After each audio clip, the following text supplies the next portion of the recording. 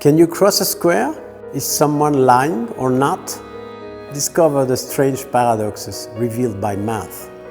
Subscribe to follow the series The History of Math on our YouTube channel now.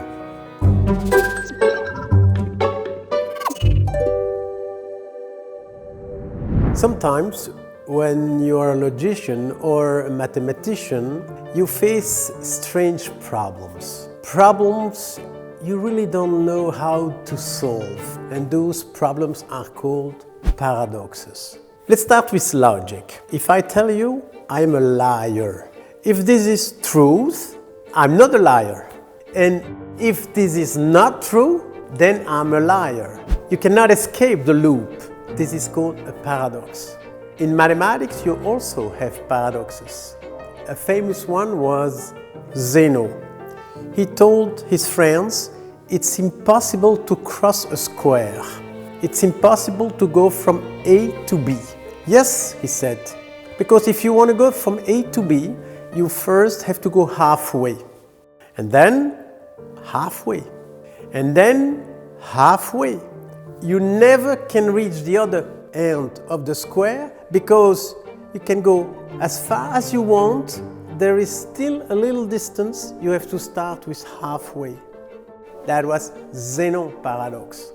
And paradox in logic were, quote, solved by Bertrand Russell and the new kind of logic.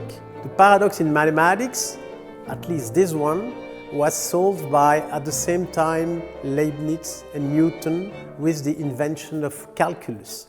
And you will see in the next video how they did. Let's have another example of a beautiful paradox in mathematics. Let's take a right-angled triangle again, ABC. I will prove you that AC is equal to AB plus BC. You say, no, it's not possible. Yes, and I will prove it to you. Let's start with AC. And I propose to build like a stair, like this. And you replace the straight line by a stair. If you look at the sum of the horizontal pieces, it's exactly the distance here.